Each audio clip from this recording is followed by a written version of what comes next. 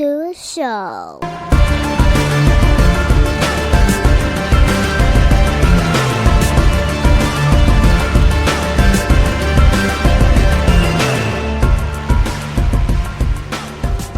What's up, everybody, and welcome back to another episode of Off the Mats podcast. And it's me, as always, it's Dante, And this week on the podcast, I would like to welcome a guest. He actually reached out to me, and on Instagram, a lot of times my DMs, they get blocked.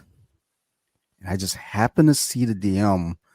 I think it was through Facebook or something. I was like, oh shit, let me go check this out, because it didn't look like a scammer. A lot of times I get a lot of those. Hey, do you want to increase your followers? Do you want to make some money? All these things. So I, just kind of delete them. But this one I actually saw. I said, hey Jake, what's going on? And conversation started. And a lot of those scammers start that way. But this one I kept reading. I was like, oh, okay, this is a real human. So we got to talking, and then I was like, dude, let's do the podcast. And he was like, you sure? I was like, yeah, I'm sure. Come do it. But this week on the podcast, I want to welcome back for the very first time, all the way from Sweden, actually. We had to work with the time constraints here as well. Fortunately, I'm off today, so we got this working.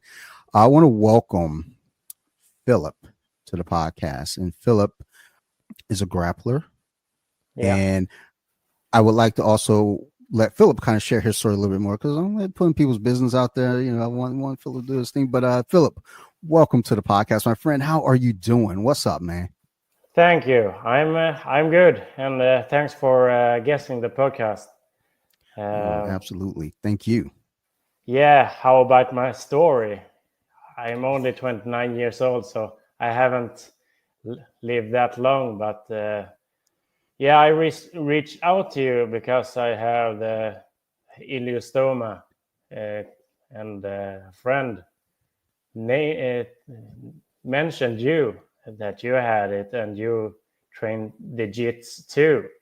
So I believe I can reach out and hear how it is with it, hear how to compete and train with a stoma. But yeah, before that, I'm interested in sports. I have always done football. For the Americans, it is called soccer, so it doesn't get confused. I'm always have done some kind of martial arts. Started with wrestling, Greco-Roman wrestling. Did that for 4 years when I was a kid. Then I didn't do much martial arts for like 4 years or something. I quit wrestling when I was 12, and when I turned 16, I started Muay Thai, and thought that was really fun. And then my mates who I started with, they quit and started with MMA. So I thought, what the hell? I tried that too, but I actually fell in love with Brazilian Jiu-Jitsu, since it's more like wrestling. And I have been a spaceman guy, and a really much of a scramble. I do a lot of scrambles if my conditioning isn't quit before my mind.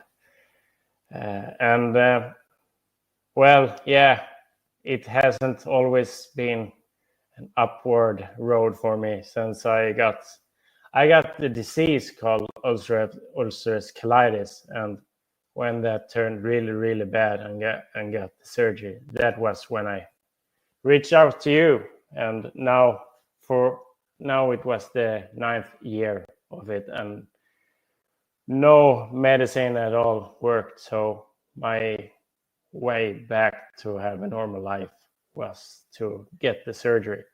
And I think it's quite a big step to just accept to have a stoma. I think now I doesn't think about it quite much, and you have lived with it all your life, so I thought it would be really cool to here out to you. And now here we are. Yeah, I mean, it's always interesting to speak to someone else, and I know this is fresh for you. Like, it's been 2 weeks, 3 weeks. 3 weeks. So, this is still fresh for you. So it's always interesting to speak to somebody who also has a stoma. Um, and like I didn't really open up about having my colostomy until 2015. I've had it all my life, and I've played sports and I've done everything. And then in 2015, I revealed it, on social media to friends and, teammates and folks that I played football with growing up. And they're like, "Oh my God, you've had that all your life?" I was like, "Yeah, it's just, but I can get away with it because I've had it all my life. So I've grown accustomed to moving a certain way."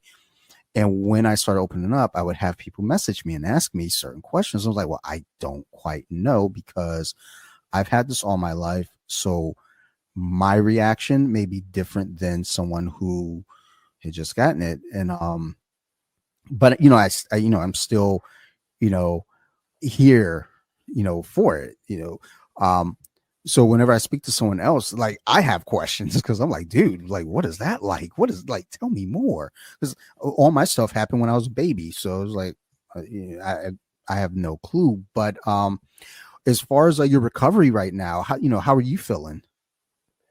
Now I'm feeling quite good. To be honest, it was. I mean, I had it way worse. The 3 month, the 3 months I had before the surgery. It was like I was living in a cloud. I didn't sleep for a full night in 3 months, and I didn't eat anything. Barely ate something. So I lost like 10 kilograms.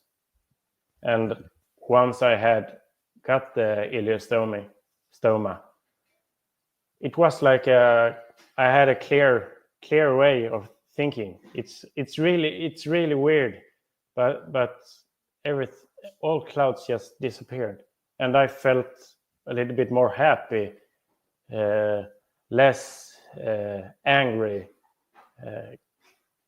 Yeah, I was kind of myself again. But sure, I hadn't realized how to. I know I had to adjust the life with the stoma, but I didn't know how it was going to feel. And I was really not prepared how weak I was going to be after surgery when they had done 6 holes. They did surgery with a robot, the joystick. It's really cool. But I had no clue how weak I was going to be. So I felt like an old man who was like 85 years old. I couldn't sit normally because then I just tried to focus on breathing. Focus on breathing was exhausting. So now 3 weeks later, it's a lot better. Yesterday I walked like hour. I took an hour-long walk. We got like 5,000 steps. The week before, or the week when I got home from the hospital, when I was walking, I got really dizzy. I had to sit down. It was like a feeling. For you to understand how it felt, a real hard roll in jiu-jitsu.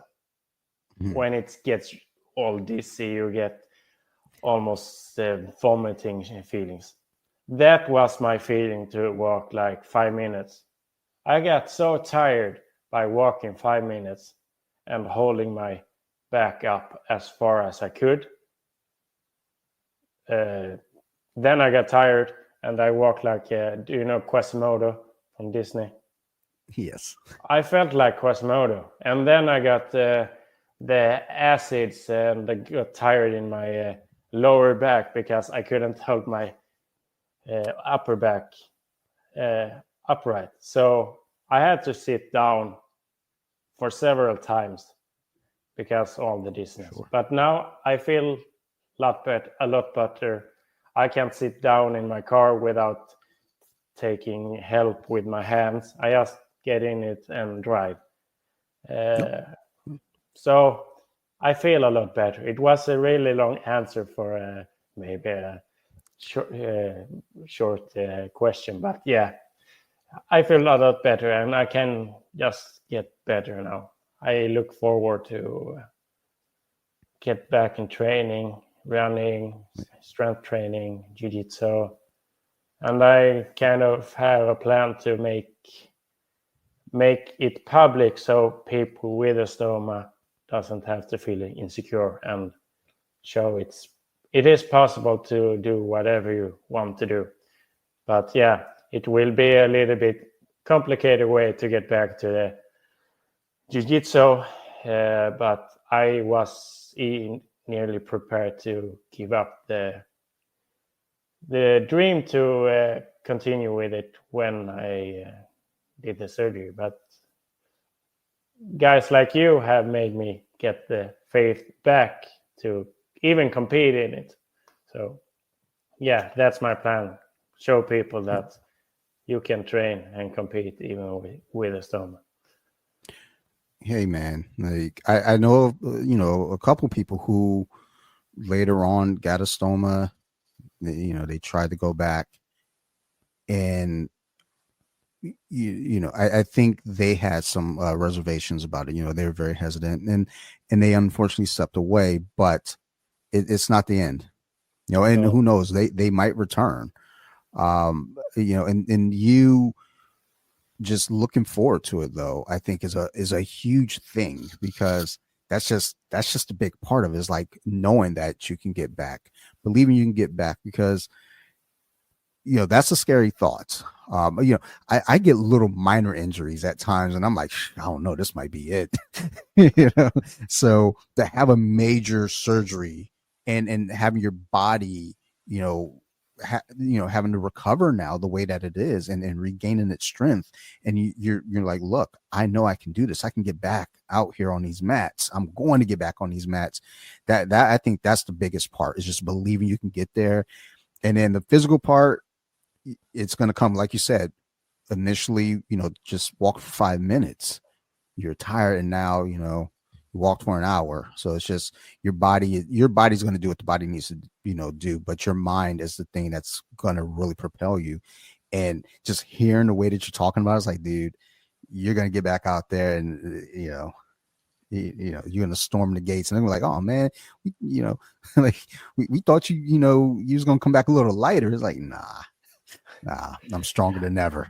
I have a picture in front of me that I want to become. If I was quite strong before the surgery, and before I got this last attack of my disease. But I have a picture in front of me. I want to be a complete beast in jiu-jitsu. Imagine, I just told my cousin, because I hang out with him the whole day today. If I have some kind of belt around it, a protective belt, and I come to a competition, and they maybe think, what the hell is that? And I just go bananas and just destroy my opponents. That is kind of a dream. I want to be a complete beast. I want to come back strong, even stronger, because now I feel now I get crazy to go inside all the time, because I'm limited. But now I have shown I can walk for an hour. Maybe in a week I can maybe take a little run. And yeah, I just want to improve and become even more. I want a complete beast. That is my goal. Good. And how, like, prior to the surgery, how long had you been dealing with the ulcerative colitis? 9 years. 9 years. Okay. I have been struggling with finding the right medicine through the years. When I got it, it took me like 2.5 years before I found a medicine that could keep it in control. And then I had that medicine for like 2.5 years. And that is the only 2.5 years I have been completely good. I have felt like I have a normal life, kind of. Still need the toilet visits more than a normal person, but then it stopped to work, and then the process started again. I had like with this, I call it attack.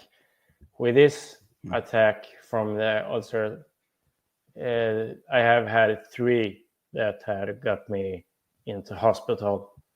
The first one, I lost 11 kilograms in 3 weeks. It was quite intense. The last week, I couldn't eat, and I was throwing up, and I was in toilet 20 times a day. Didn't sleep.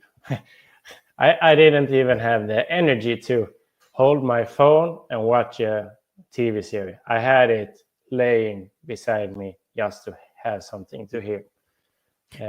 But this was this was not none like before. It was a slow torture thing. Oof. I can say it was a slow torture thing. And my cousin and me, we talked. It would be interesting to see how long I could live with that. And I think I could live with it more than a year.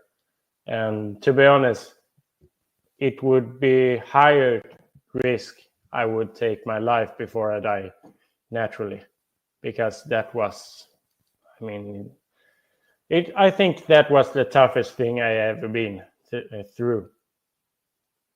So I'm glad to don't have those symptoms anymore. So 9 years of combating that, fighting that disease. Hey man, that's tough. That's real tough, because when I think about folks who end up with the stoma later on in life, it's like for me, it's been since birth, so I don't know. I had I had different hardships with it, I guess. But to think about somebody leading up to it, you're dealing with a lot of physical pain, emotional and mental, strife that goes along with it. And then also the thing is, like, once you're told, like, hey, you will likely have a stoma, now there's a thought about that. It's like, well, what does that mean? Like, what does that mean for my life? Like, what can I do, moving forward? So, yeah, I can only imagine, that actually, what's going on. my doctor told me that if I wanted it, I could have the stoma several years ago. But I am a stubborn guy. I'm like a donkey. I don't give up when I have something I have decided. So I wanted to try new medicines, and kind of helped. And then this autumn, she told me that there is an option with stoma, and I didn't want it. But when let's say I had gone with it now with the attack for like 1.5 months, and I just felt like I can't live like this. I barely eat. I barely sleep. I don't have any control over my feelings. I could start to cry for 5 seconds and just stopped. And then 2 minutes later, it came again. And I was angry. And yeah, it was a fucking roller coaster. I can't say that. It's my emotions. It was a real roller coaster. But then I just felt, okay, I have an option. I can I can have a normal life.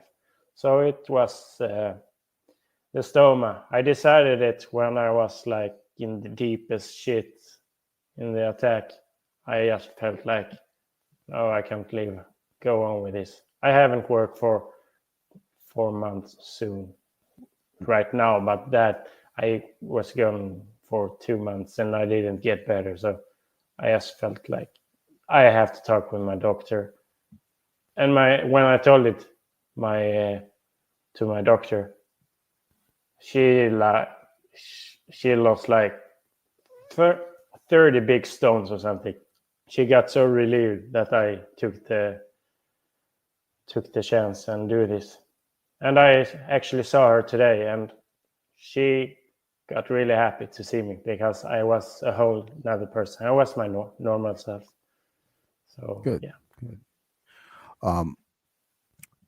I know it's still kind of early on with you since the procedure, but like, what's your diet like, in terms of like, are there any restrictions or anything that's problematic for you, or are you still kind of like filling it out? Yeah. Before I get into that, I am a complete foodie. I eat a lot of food, and I kind of inhalate my food. I don't chew it too badly though, because now they said that you should avoid nuts and starch, like asparagus, beans, and etc. Mushrooms, and start chewing your food. They said that chew your food, and I will eat slower. But what was it? Yeah, I was home 1 week. Then I got into the hospital again because I didn't chew the food enough. I ate a hamburger. I ate it in 6 bites or something. I just smashed it. And I won't get into details, but I think you can relate maybe. You saw something in the bag that you shouldn't see. You have not processed it enough. Yes. And it got stuffed. Do you call it coal? The ingestions. Do you call it coal? No. Ileum and the stuff in the stomach. I don't have the word for it. I have got out the big one. So the intestines. Yeah, intestines. Yeah. So my intestines, the thin one that I have left, that got stuck, and I have water in my stomach. So I had a really, really hard pain in my stomach.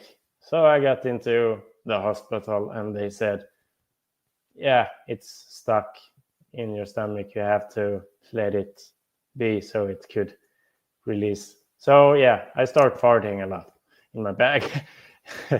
But the pain released. And after that, I have been chewing my food. Very good. And avoiding some kind of food. I don't want to eat too fiber-rich food and etc. I kind of have lost the enjoyment of eating sometimes because I have to chew it so long.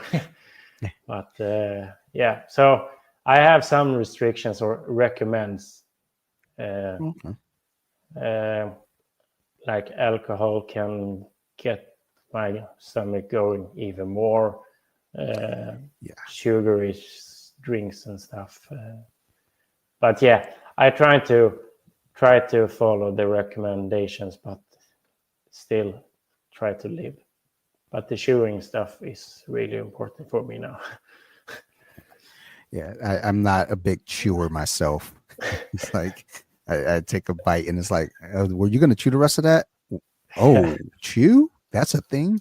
Um, I know like beer has been problematic for me in the past as well. Um, and yeah, it's crazy to think like there are restrictions. I remember going to see a doctor and he looked at me. He was like, "You don't look like what my normal patients look like." And I was like, "Well, what am I supposed to look like?" He was like, "Well, they're like really wiry and skinny. They're not really eating well." It's like, and I walked in, I'm like jacked, like, he's like, "Oh, I can tell you eat well and then you lift weights." I was like, I mean, am I not supposed to? And this is a new doctor with me, so he, only knows so much. And he's like, "Well, I see that you've had this all your life, so you've probably grown accustomed to it." And I was like, I mean, I just never thought anything of it. I was never really told at home don't eat certain foods or don't do. I was always told to chew better, but I'm not. Come on, man, relax. Like I got places to be. I got to eat this food. It's good, but And you gotta enjoy it too. It yeah, doesn't. It shouldn't I'm feel not here to like a chew. job or something. Yeah, it's like, what if I'm on lunch break? I can't be sitting around chewing for 30 minutes. I got to get back to work. Yeah, Um, but yeah, it's you know it, it's weird at times to think like what our bodies can take, and and what how easily we can be stopped by just certain things. I had a piece of mango what okay. 9 years ago, and there was a blockage in my intestines, Oh, and really? I went down. Like I was in bad shape. I was positive I was about to die. I was just like, Really? this might be the end. Like I was hurting. I went to the doctor. I went to the ER, and they ran a scan. They didn't see anything. They're like, okay, we're good. Head on home. So I go home the next day. I come back. I was like, dude, I am not okay. And finally, they did another scan. It's like, oh, you have a blockage in your small intestines, and they're like, well, we can cut you open and clear the blockage, but the problem is there'll be scar tissue. You're going to get another blockage in a couple of years. We'll be back in the same problem, or we can put this tube in your nose and drain you. Well, she didn't say this tube. She said we could put a tube in your nose. So, mind you, I don't see, I'm sitting there, I'm hurting. I was just like, yeah, give me the tube. Yeah. Like now I'm thinking I'm going to get this tube later on. Like maybe I could change my mind. Maybe I could hit the button like, yeah, just cut me open. Nah, she pulled that tube right out of her pocket, opened up the plastic, and right there in that moment, it was like, okay, let's go ahead and get this tube in your nose. And I was like, yo, what the fuck? I I wasn't ready. Like, but I had it, I think 72 hours. I think I had the tube, and one of the nurses came in.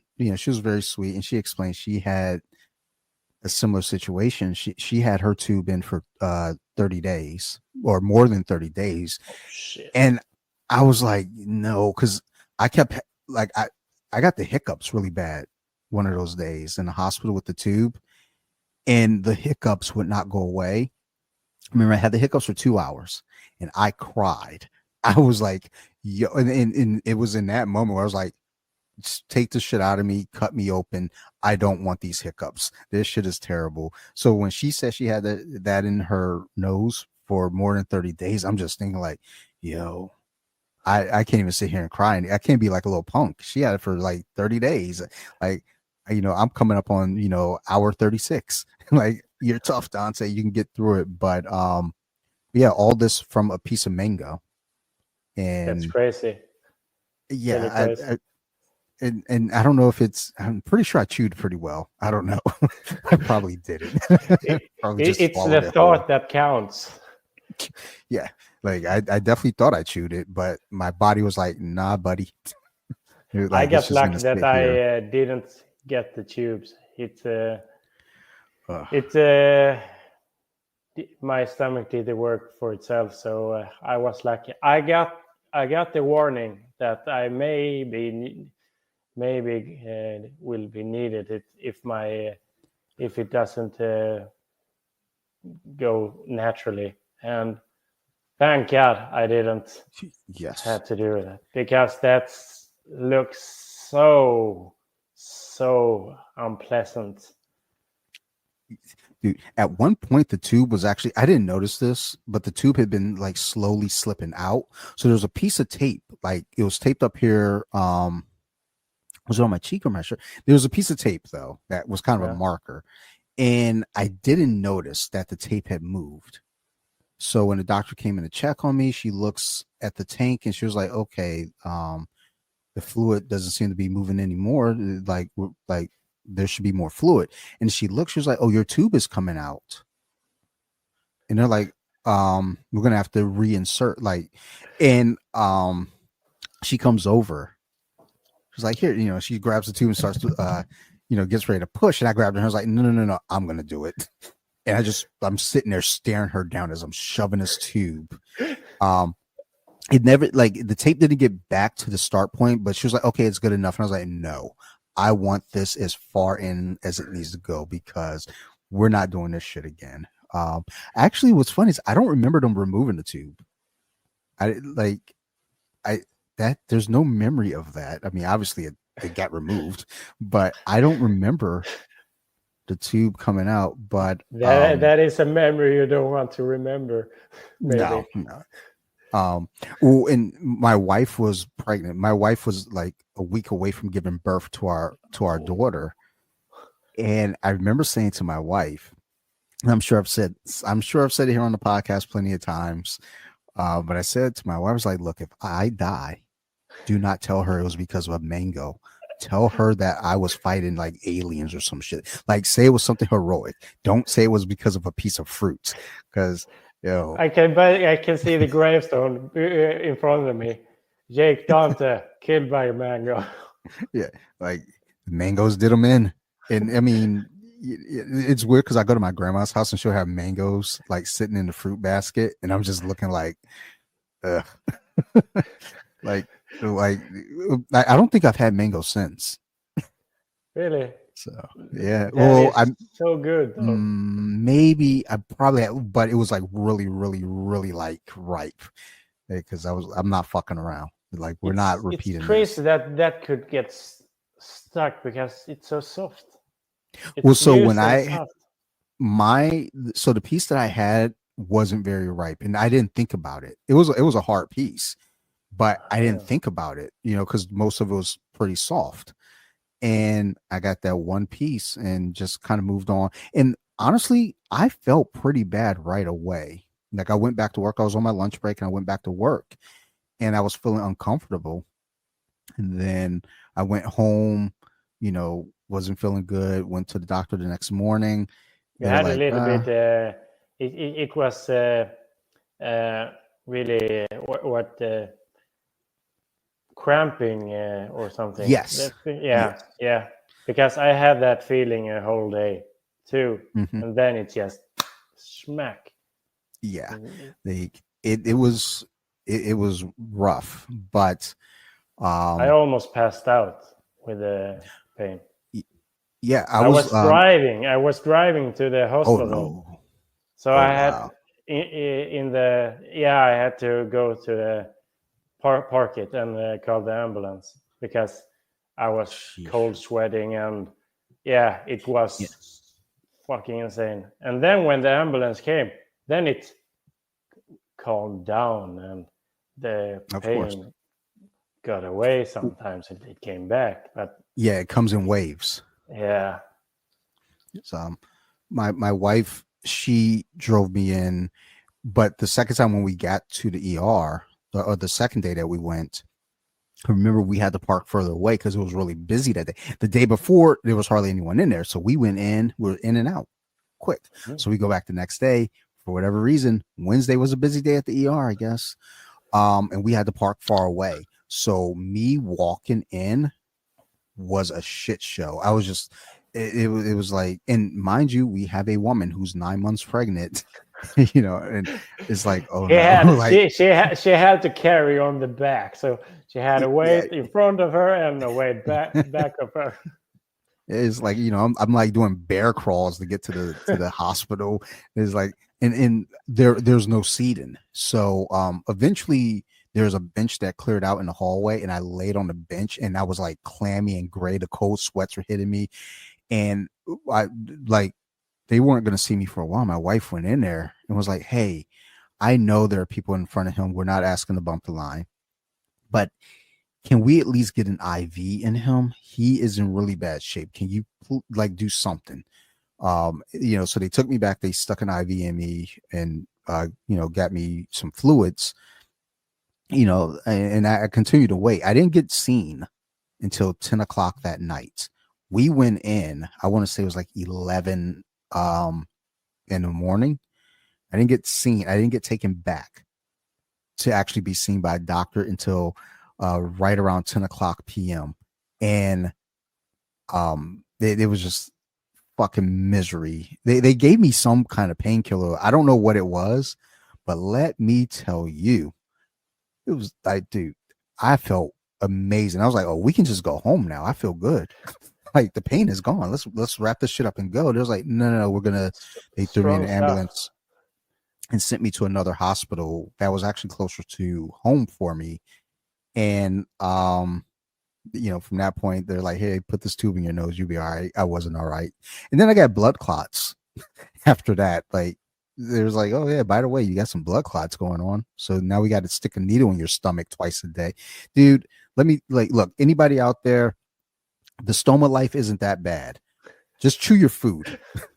Yeah, Just chew your food and don't eat too much. Yes, because that's another Listen thing. to your body. Like I was on my healthy kick. I was doing everything right. That's why I had mango for lunch. If I was being shitty Dante, if I was being the Dante that liked to be a fat boy, I would have had a donut for lunch and we wouldn't have had that problem. But I was trying to be healthy. I had a mango. I didn't chew it well enough. It wasn't really ripe. And next thing you know, and also I want to say the day before though, I did have like a bag of like I had a whole bunch of Oreo cookies. Like, and my wife was like, I'm gonna be pissed if they do this fucking scan and they see like all these cookies in your stomach. It was like, I don't think that's how it works. They see all the Oreos in a row, like the packing, and I can see Yeah. the problem here. Yeah, I told my wife, I was like, that's not how that works. They're not gonna look at my stomach like, this dude's been eating Oreos all day. It's like they're gonna look and be like, oh, you got a bunch of shit in your stomach. We got to clear that out. But hey, we're here. But yeah, We the made it. stoma life, I can say, just living with it for 3 weeks, it shouldn't be that horrifying that we have been describing now. Like, there's someone listening right now, like, what? Am I getting fucking surgery? I'm about to get the absolutely. stoma, and that will happen. Oh fuck! Like, I am not your cautionary tale. Please don't follow my example. Do not listen to this podcast then. Listen to it after. Like, Yeah. way after. When sharing this on the Instagram story, caution. Are you about to have a stoma? Be aware, it can be scary for you to listen. Like, be very, very careful. Chew your food. Don't eat a bag of Oreo cookies. And Or don't eat a burger in 6 bites. Like, oh, But yeah, it's good to laugh about those stuff, though. yes. You have to laugh about problems too. I agree. So It's because at the end of the day, this is all very scary. Like if you take a step back, you're like, oh my, this can go very, very wrong. So when you come out on the other end, and we're in a position that we're in now. Yeah, it's good to have that laugh because you got to find the humor in things. yeah, for sure. Despite how dire it may have been previously. And some folks, they don't look at it that way. But look, man, if you can't laugh at things, then what are we really doing? Exactly. I mean, I know I when I had that when it came the stomach pain, I thought I got really cautious because I was post operation 1 week. I had been home for a week, so it's of course I get afraid. But now in the end, it's just fun to relate to those stuff and humor. It a laugh really longer your life. That we have a expression in Sweden. I won't say it because it was it will just sounds very confusing. But yeah, a laugh can make the life longer to make it easier to understand. Hey, I agree with that. I'm all for it. Hakuna Matata. Yes, it means no worries. Yeah. So for you with jiu-jitsu, are you more of a gi guy or a no gi guy? Since I am a former, I trained wrestling for 4 years when I was a kid, and really like scrambles. Mhm. I like the nogi, but I like the gi too. But in nogi, I Good. can be more slippery. Okay. I have only competed in nogi once though, and 5 times in gi. So yeah, I like both. As long as I can do the jiu-jitsu, I'm happy. Hey, that's what we say. It's all grappling at the end of the day. As long as you get to Yeah. do it. Doesn't matter And which one. what do you prefer then? Are you a gi guy or no gi guy? I honestly don't know. Like I like because my stoma, I like having the gi on because I have the belt. Yeah, I have Mm. these layers to protect me. I with the gi on, I'm a lot more reckless. Whereas if I'm in no gi, I'm very cautious because there's my neoprene brace. That's the only thing that's really there. So and that's not really a shield. That's more so just kind of uh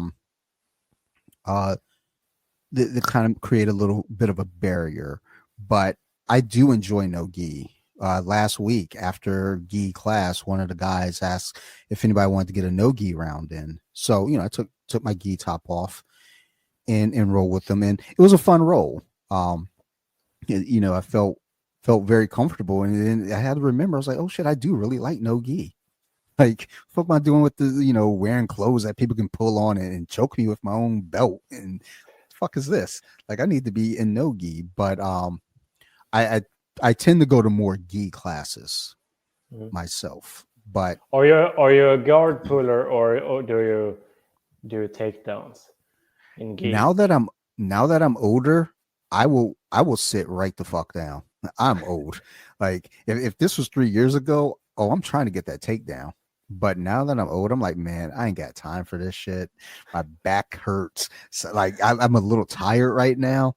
I didn't have a good breakfast. Let me just sit down. And at that point, I just got to be able to, defend from there. It's like, and in the training room, folks will kind of play along with you, but I don't compete. But if I'm competing, I'm gonna try to get that takedown somehow, some way, whether it be a inside trip or something. I'm not gonna sit down in a competition. It's just like, oh my god, this dude wants to give us points, like, dummy.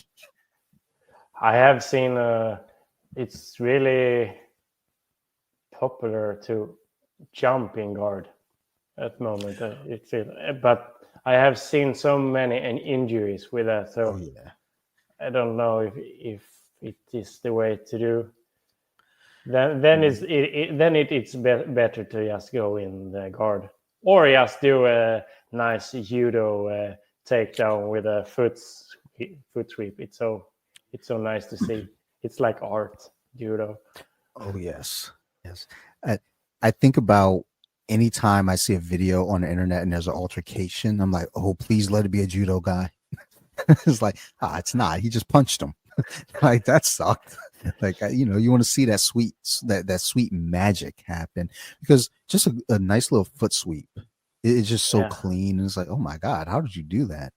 You get curious. So For a while, I saw a lot of reels with slow motion, judo takedowns, and when they do the sweeps from standing, oh, it truly looks art, and they have some yeah, kind of classical music in the background or something. It's like this is a masterpiece, and I just want to get in it and want to try it myself.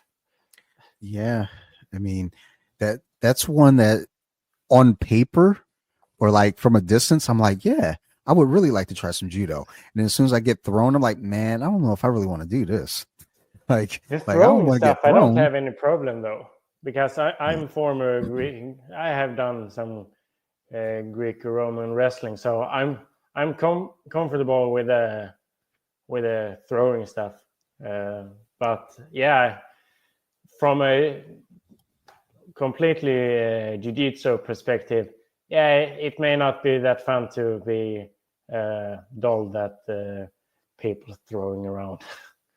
Like if this was a few years ago, I'm not too worried about it, but I don't know, man. I'm old. And I know one of the things is like, look, man, age is a number. You take care of yourself, and you know that whole age thing goes out the window. But yeah, I got to get there, man. I'm 47. I used to be in great shape, and then honestly, I think I got too comfortable and it just kind of let the wheels fall off. And now I'm like, man, I want like like when we're doing our no-gi class, a lot of times we're working on takedowns.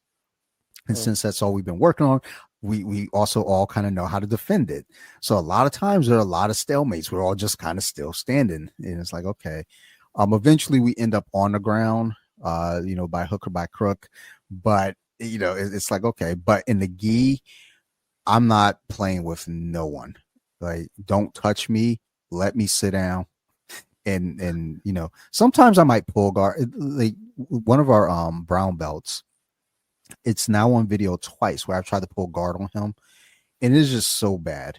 Like I fall down, and you can hear the way I hit the floor. You can tell, oh, he knocked the wind out of himself. I don't think he knows what he's doing. And it's like I do know how to pull guards, just with him for whatever reason. I fall flat in the second video that it happens in, we're right in front of the camera. So as soon as I fall, I'm like, you know what? Whatever. He gets in side control and just looks at the camera and starts talking shit. And I'm like, oh, God. like I'm not, like from now on, I'm just gonna sit down. I think with him though, I do try to push at him a little bit more now because like, well, I'm not gonna sit. I'm not gonna try to pull. I'm just gonna push at him and like if he wants to sit, because he's older than me.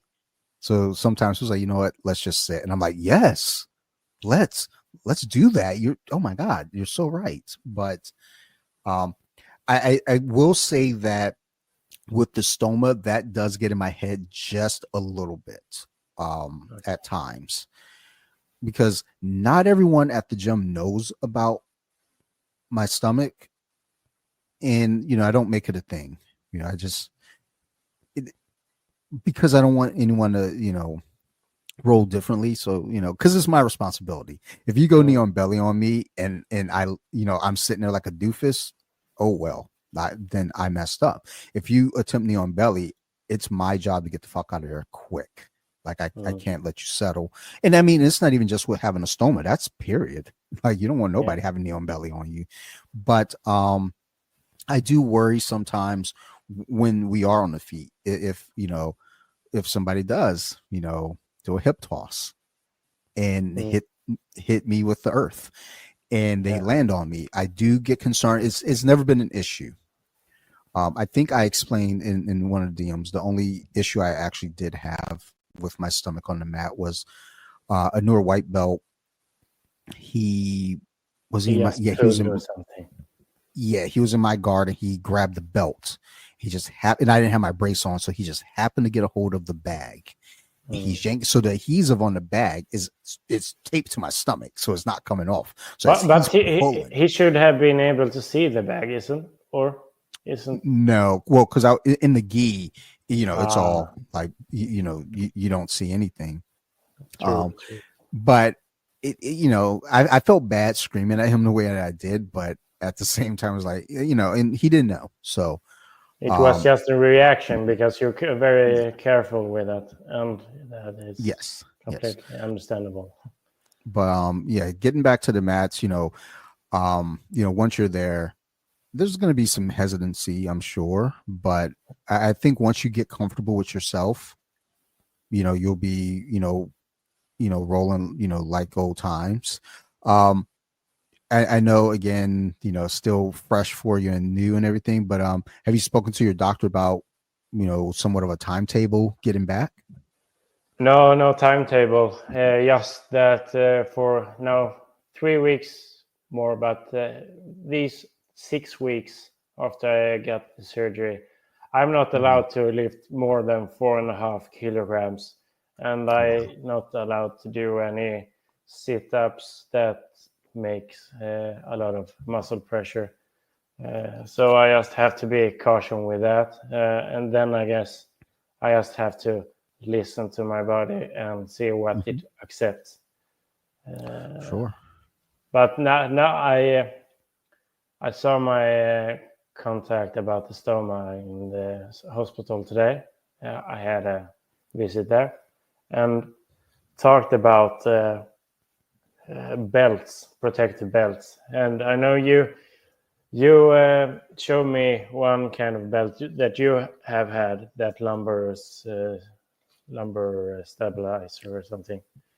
And I asked her about it, and she wanted me to ask you if you have ileum stoma or the.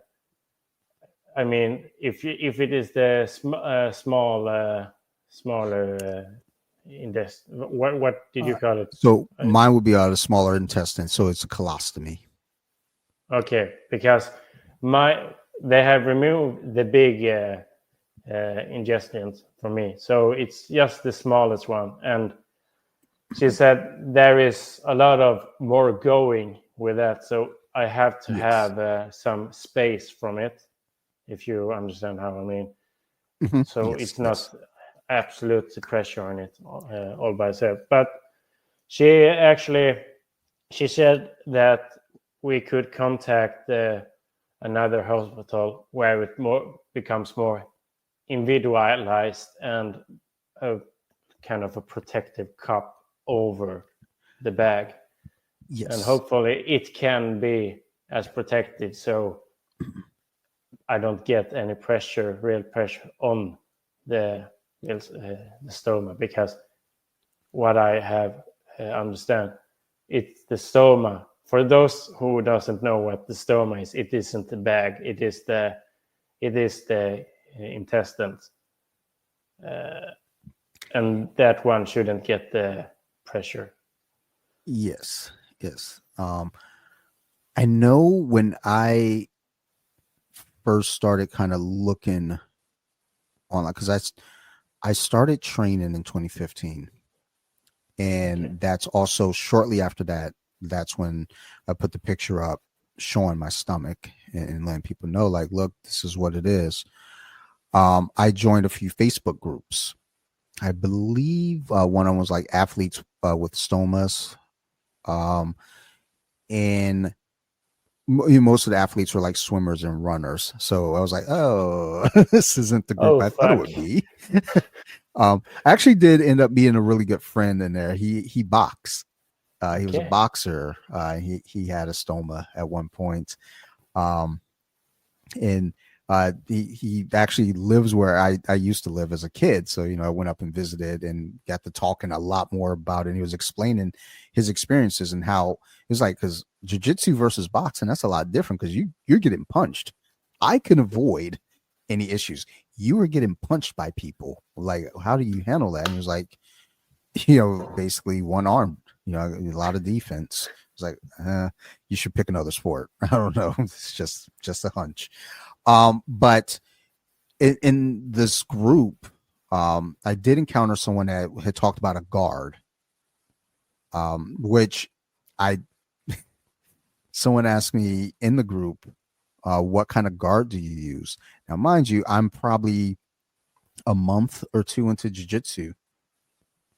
And when they asked me what kind of guard I use, I was like, well, I'm not really well versed in guards. I mean, I would say, I guess, probably closed guard, but I don't know.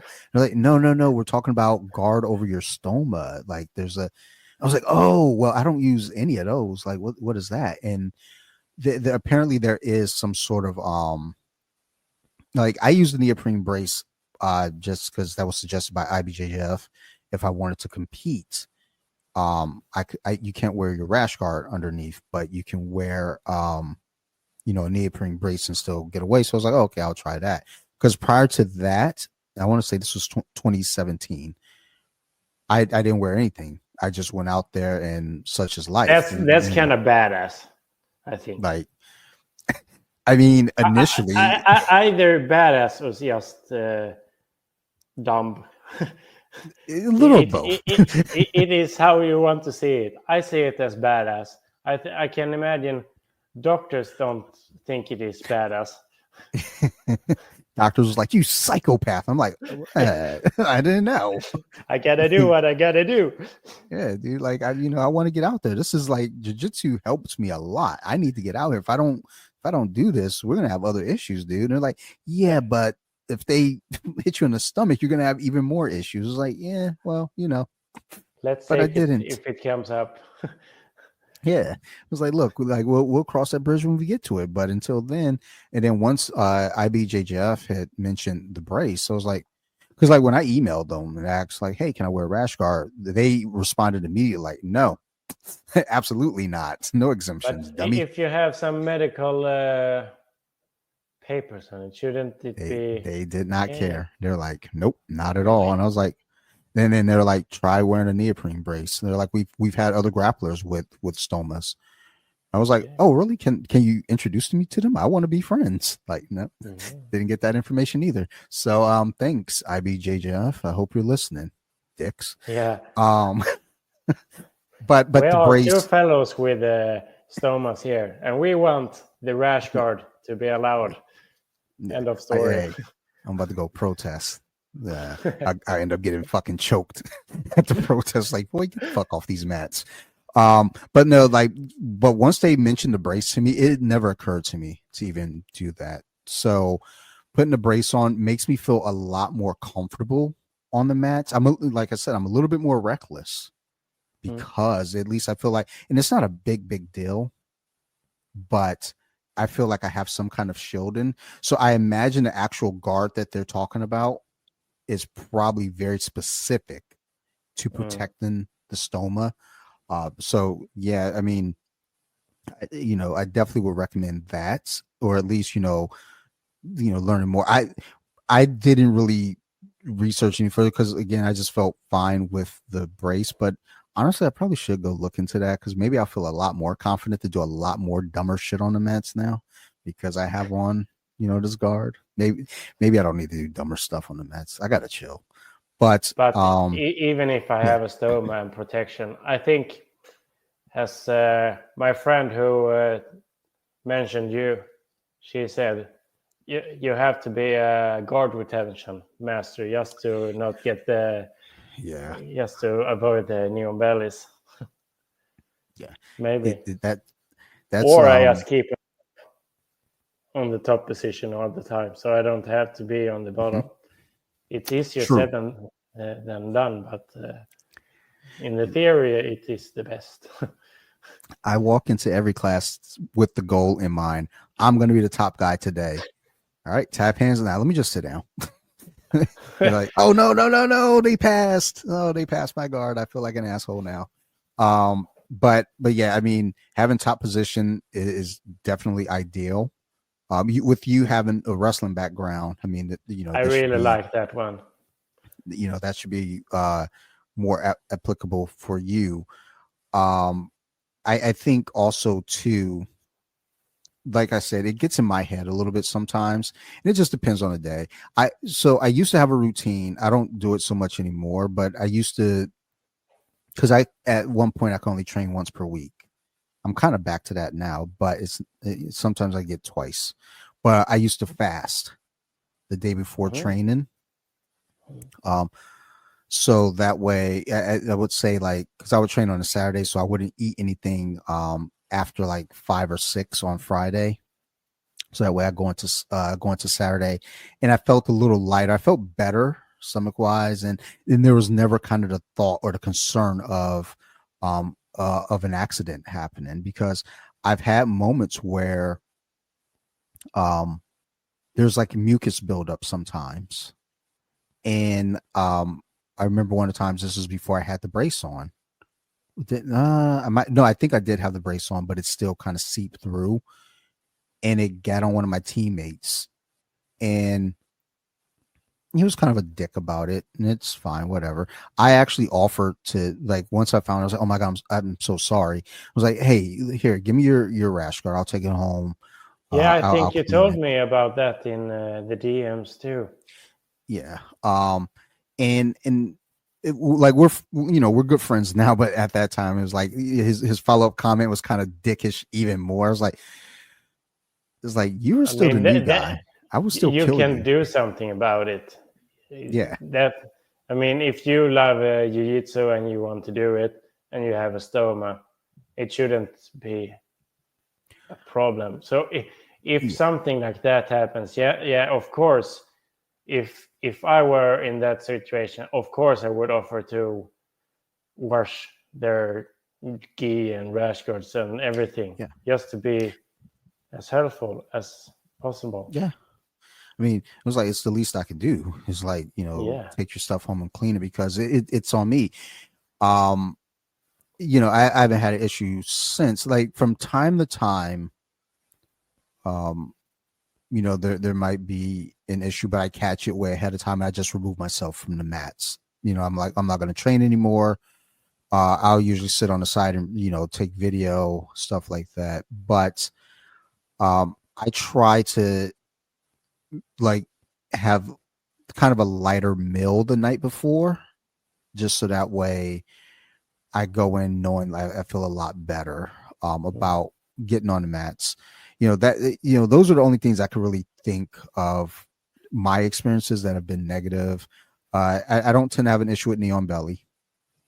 Like I said, Okay. if that's about to happen, it's my responsibility to get out of there, and I'm pretty good about it. I did have a situation where a demonstration was being done, and I was called up to be the uki, and the coach was aware of my stomach, because while we're drilling, my teammate who I was working with was being very cautious, and the coach says to him, like, why are you being cautious? Like, and granted, this coach doesn't really know, he's one of those guys that we'll see once in a while. He didn't really know anything about my stomach, but he says to my teammate, why are you being cautious with them? And he explained, and I even pulled up my shirt to show him, because this was no gi. So, I pulled up my shirt. He goes, oh shit, okay, all right, my bad. So then the next go around, when he's demonstrating the move, and we were working knee on belly, he calls me out, and he goes knee on belly. Now, I put my hand there to kind of guard my stomach a little bit, and he pushes my hand out of the way and wedges even harder. And my teammate, he was like, "Oh, when I saw that shit, I was fuming." And But I it was wasn't on the stoma, right? no, it was on the stoma. Like, I was like, Oh, okay, okay. He's no longer there, not because of that situation. There are other things that, he was not a very people person kind of coach. But that's the only direct issue I've ever had. was he like the Um, driller in Full Metal Jacket? yes. The Mm-hmm. really? Mm-hmm. Oh, Yeah. sounds a fun guy. Sounds like a fun guy, Oh or yeah. not? Fun times. I remember we had uneven numbers, and I had to pair up with him. We were hand fighting, and he had my wrist. He yells like, "Why are you letting me hold your wrist?" So like, look, if I want it out, I can get it out. So I pulled it out, and when I went to, like, kind of get a collar tie, I clubbed him in the ear.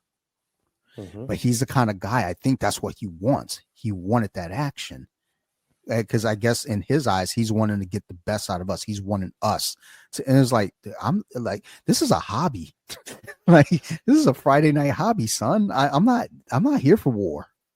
Like, I'm doing this so I don't, lose my mind in the real world. I'm here to decompress. So y'all gotta chill. But yeah, he was the only encounter I had where I felt like I was in danger. I was like, this might be a problem. I do have teammates that are aware, and they're super cool about it. They might be like, I want to be careful. I just, I'm like, don't worry about me. I got this. If there is a problem, I'm aware to get out of there. And if I can't get out of there, then I got to work on myself. Like, because they've got to come here and train too, and I don't want to restrict their training because they can't do a certain move. So it's whatever. I mean, but I outside of guess the that, game will change a bit since yes, you have a stoma you have to protect. So guard retention, even though I kind of do quite much guard retention even now because I'm quite tall. I'm 185 centimeters. So and my legs are quite tall. So I use them quite much. But when it comes to if they pass the guard, then there has to be quite some adjustments, I guess. yes, I get so dry in my mouth, and when I have to speak English, it gets so hard to speak sometimes. When it like ADJ, it gets just like a ball in my mouth. My right, tongue just crawling out like a ball. But yeah, I just had to do adjustments for my game. sure. I mean, I think just like any, you think of it as any injury. You just got to adjust and train a little differently, but you make the game work for you. Mm. It's like you say, you're probably going to be better off being the top guy anyway, because having Yeah. to fight from the bottom, you're going to run a lot more risk. Now, me, I'm a little dumb, so I'm always on the bottom. And, but at that point, I am kind of in protection mode. I do defend my stomach very well when I need to. Um, like, yeah, from the top position, there's never been a concern about my stomach. It's just been like, okay, I'm here.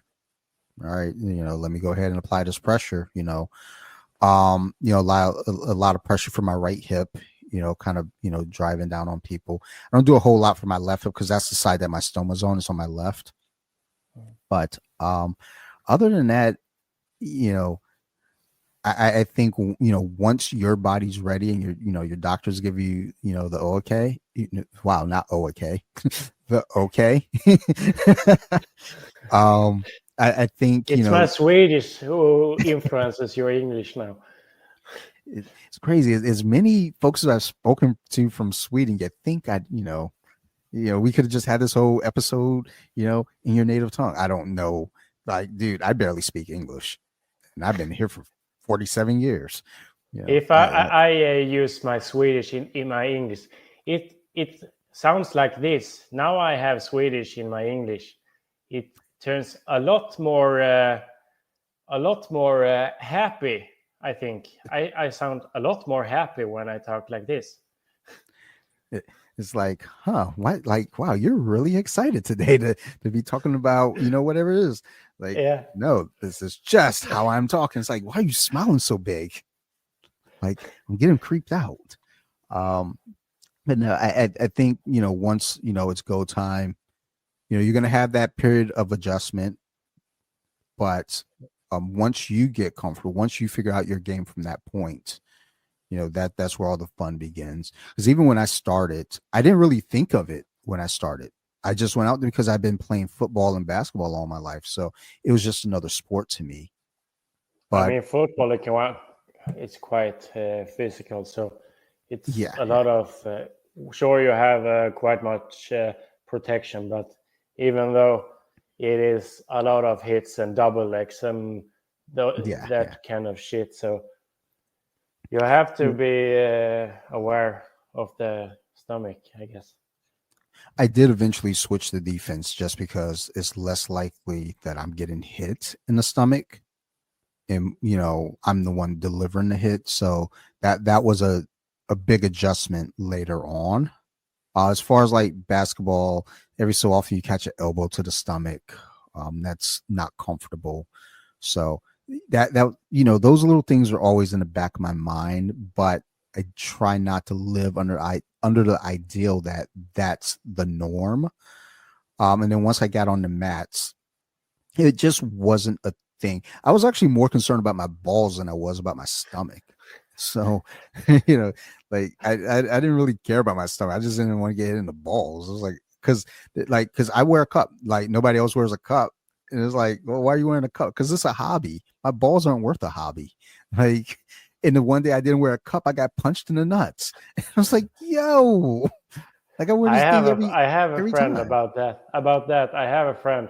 I was laying in the guard, and just imagine you have the legs up like a guard retention.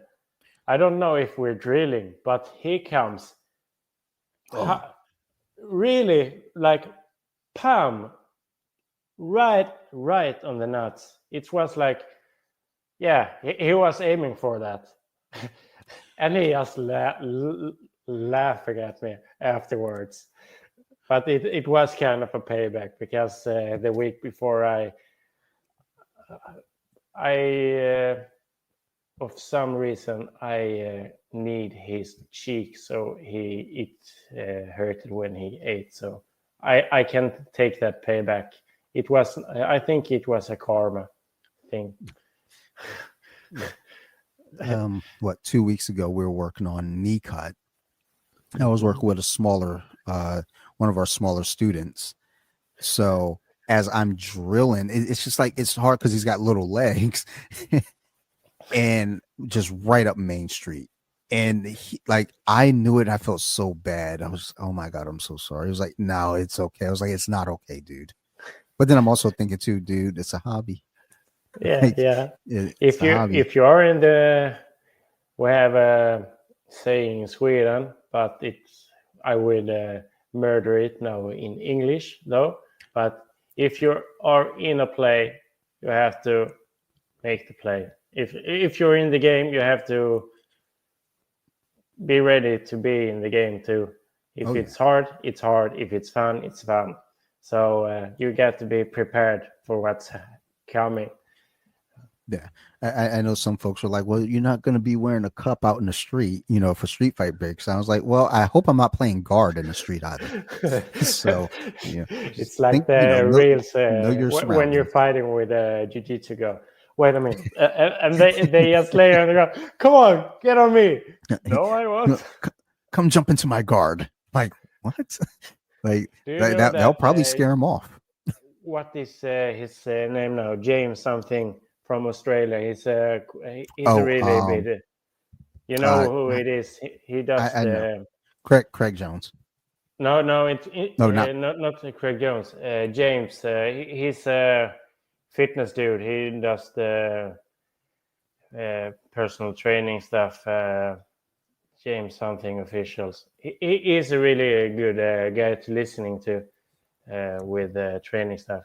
And he does. Do you know who Omega Olima is? yes. Yeah, he does a cooperation with him and one other guy, and they can't come to rob him, and he has just trained jiu-jitsu. So wait a minute before you rob me.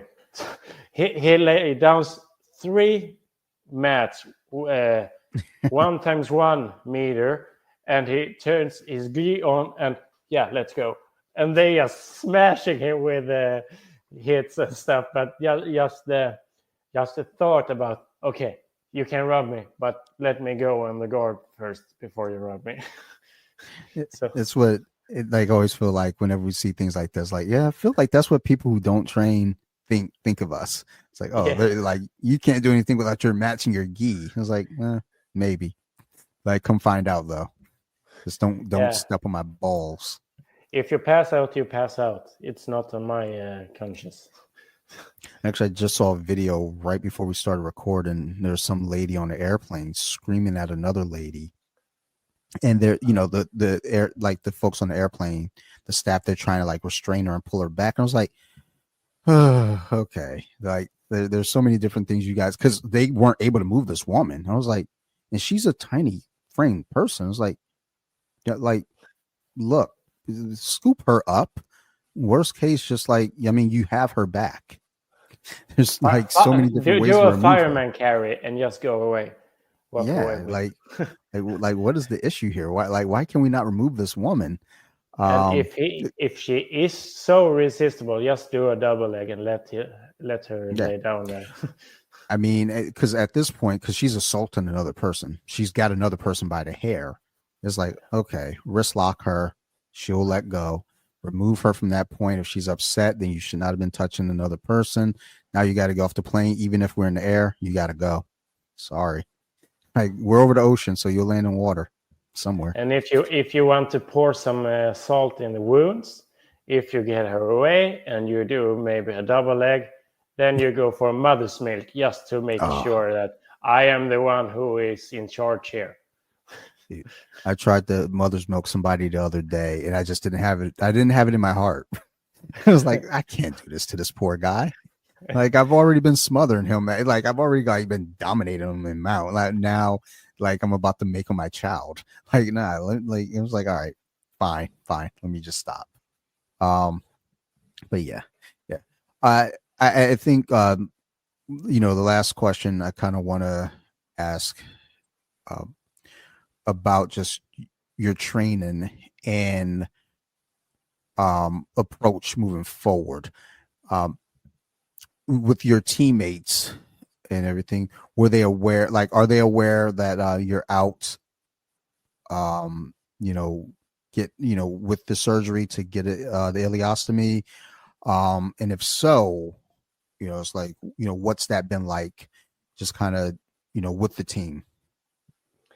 I mean, I have been out of training jiu-jitsu for like a year. I have maybe Hmm. trained maximum 5 times or something because of my ulcerative colitis and time and work and money. So I haven't been there very much. But now I was there now in the spring. I think it was the week before Easter. And I was training even though I was really bad with their ulcerative colitis. And they saw me and I felt like crap. So they kind of know that I haven't been 100%. I took it really easy. Some of them following me on my Instagram. Uh, I have another Instagram that more about training and personal training stuff, and that and there I do some uploading stories about how I'm feeling and that I have been done the surgery, and one of the coaches is following me, so he has been great, messaging me how it's going and hope that I will come back. So even though I don't have that much contact with them, I felt, even though it has been, they have been there for me. A Good. lot of more people than I thought have been messaging me since I decided to have my stoma, and just before the surgery and after the surgery, my phone was bombed with messages. So it has been good, even though I haven't been there for a while, which I hate. I haven't been. Uh, so it's kind of starting on a new book or new chapter in the book, Okay. because yeah. And how I am going to get back, I guess I will. The first thing I will start with is to not doing jiu-jitsu. when I can go for a run, I will start going for runs just to get the cardio better, because my cardio is shit now. And once I'm ready, I will start making some rehab for my core, getting stronger, and do everything right, or if I can say it right. I kind of have the opportunity here to start from chapter 1, and now I have much more knowledge about the training, so I can get better, stronger, faster, in a more correct way, if I can say so. Sure. It's not that something is wrong or right when it comes to the body, but for me, I have my way, what I like, so I can come back step by step. And once I have a better conditioning, I feel a bit stronger, I'm more confident and used to my stoma, and maybe I have a belt that is more better protective for it. I can get back bit by bit. Maybe just do some drilling first, see how it's feeling. Even before that, I just show up and watch them train and get the feeling that I have to be in the role too, but I can't. So just to get the fire me up, so I can get back and do the drilling, and then maybe do some sparring. Could go to open mat instead of sparring in the training sessions. To maybe that it maybe doesn't sounds right, but maybe I will be more selective with who I'm choosing to roll in the beginning, so I can get used to it, how I can work with the stoma. They know that I have the stoma, and once I'm getting more used to it, I get in the back on the tracks and make them make sure that don't be too hesitant if I'm used to how I do the game with the stoma. If it's someone completely new who is just spazzing and go completely maniac, maybe they should. Maybe I will say to them, take it a bit more easy, so you don't hurt my way. And I don't want to get more. I'm often that guy that if you drive up the tempo, I will answer and maybe drive up it Yes. even more, because I'm a wrestler. I can't stop myself. But yeah, that's my plan. Take it slowly, get the physical before I can correct, good before I can start doing jiu-jitsu. Maybe just showing up there and learn by seeing, and do some drilling afterwards, and then start do some selective rolls, and then when I'm ready, just go on. Okay. And it's a big process, and hopefully maybe I can get back and competing again. All right. Good. You definitely want to, ease yourself back in, and yeah, you want to be selective with your roles, because that's, and it sounds bad, but I don't think it is bad. It shouldn't. That shouldn't be a controversial thing. I know some folks get weird about that. They're like, "Well, I roll with everybody." It's like, and that's fine. You also don't have a stoma, like Yeah, I do. I exactly. have to be selective. So, I mean, I'm a scramble guy. I work as best when I don't think, I just do. So I think my game, I don't really have a game now, because I'm just a blue belt. I'm not that. I'm not good, and I'm maybe not bad, but it depends if you who you compare with. But I think I will have to adjust, so I can start think some jiu-jitsu and not just do jiu-jitsu. yeah. I mean, it does kind of put us in a weird position where, like when I started out again, before I started wearing the brace, I was a scrambler, but I was also younger though. Mm. My energy levels were different. So now I don't scramble as much, but I think a lot that's age related and not so much caution for the stoma. Because like I said, early on, I scrambled a lot. So you can still be a scrambler, with the stoma. I think it's just a matter of protecting a little differently. But yeah, like I can't wait, for you to get back out there and then, hear what that's like Who because knows? Maybe I could come and visit hey, your team. hey, that'd be great actually. I actually got my passport last summer because I saw a post somewhere. I live near Baltimore, Maryland, here in the US, and they're like, a flight to Iceland is only 6 hours. I was like, Mm. dude, that's crazy. Let me get a passport. Did you go um, to I, Iceland? I have not yet, but I told my wife, I was like, I'm getting a passport because she already has her passport. Like, I was like, I'm getting a passport because a flight to Iceland is 6 hours. She was like, and why would you be going to Iceland?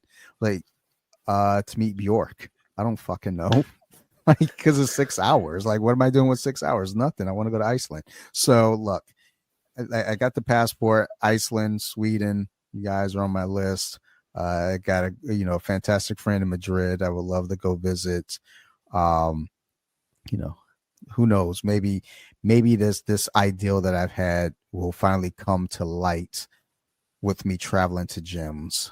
But in the meantime, it's just a matter of just getting our mat time where we can. So, Philip, I'm definitely rooting for you and looking forward to hearing more of your story as you continue your recovery and your journey back to the mats, because this is a big thing, dude. Like this isn't like you just, twisted your ankle or, or tore your shoulder up. You had major surgery that's, kind of been affecting your life, for the last 9 years. And to now take this next step and potentially, put yourself back out there on the mats with this, that dude, there's a lot of bravery to that. There's a lot of unknown, and you're jumping out there. So I'm excited to see, what's next for you, man. I really appreciate it. It's really fun to hear, and I'm very happy that I accepted your question to guest the podcast. It's Same. I was a little bit worried on how it would turn out, but I mean, it was no problem at all. Good. I'm glad.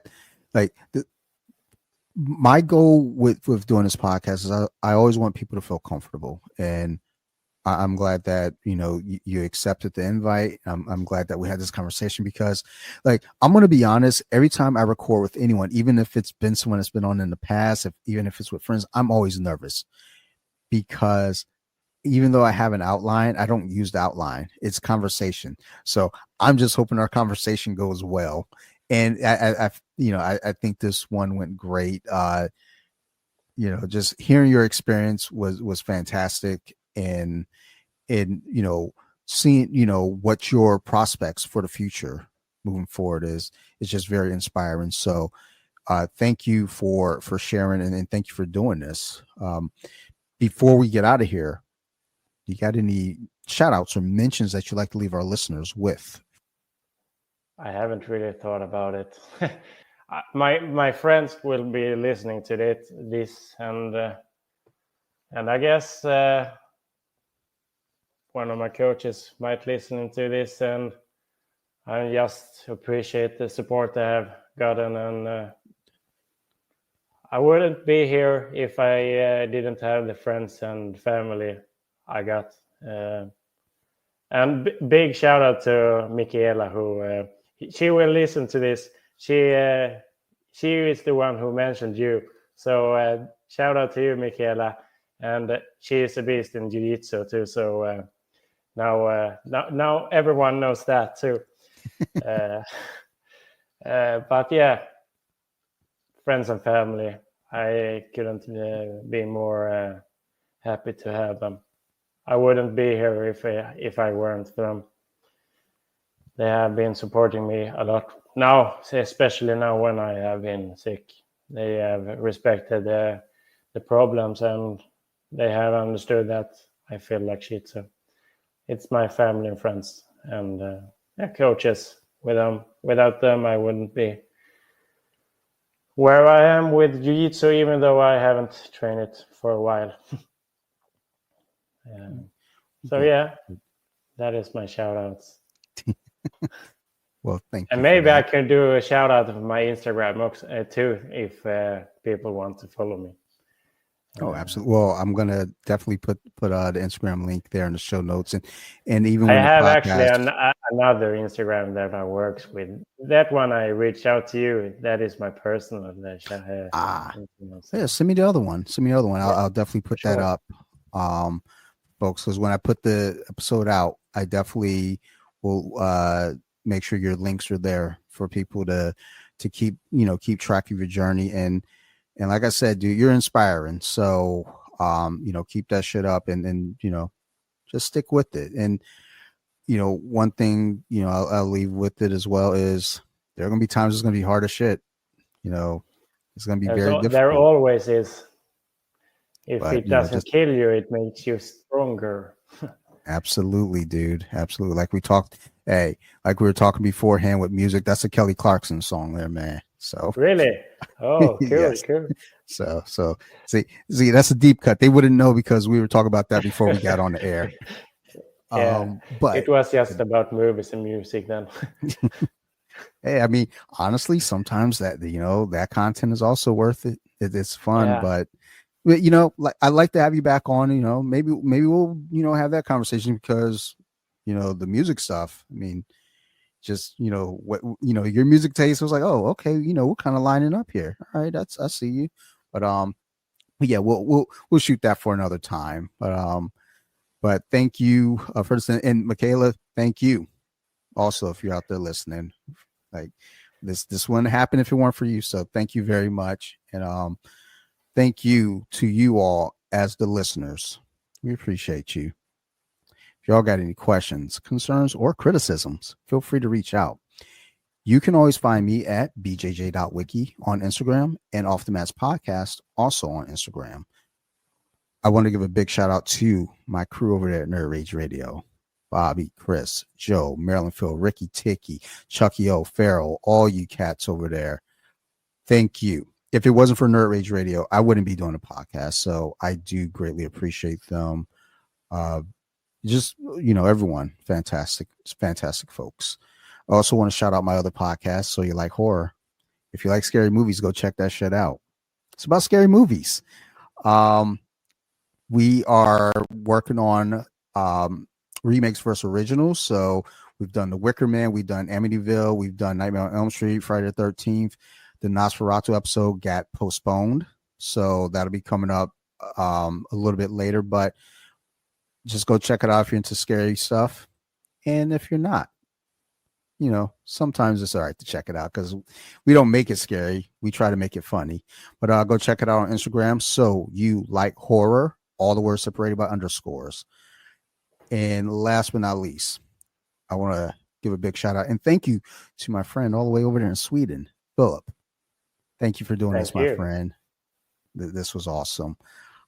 And like I said, I want to have you back on. And first off, once you get back on the mats, I just got to know we got to have that conversation. And also, like I said, let's talk this music stuff, man, because like we was going for 30 minutes before we got on the air. So clearly we've got stuff to say when it comes to music. But otherwise, thank you guys. We love you all. Listeners, we appreciate it. Oh yeah, another thing too. I keep forgetting to do this.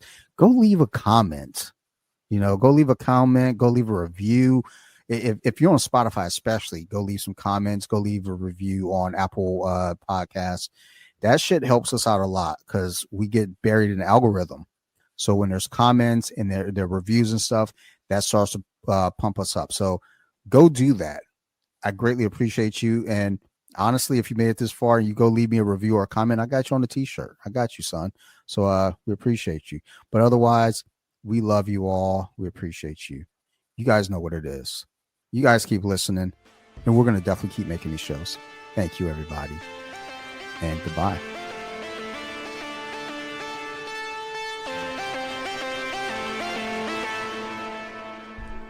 Deeper with it. Now let me sing a song.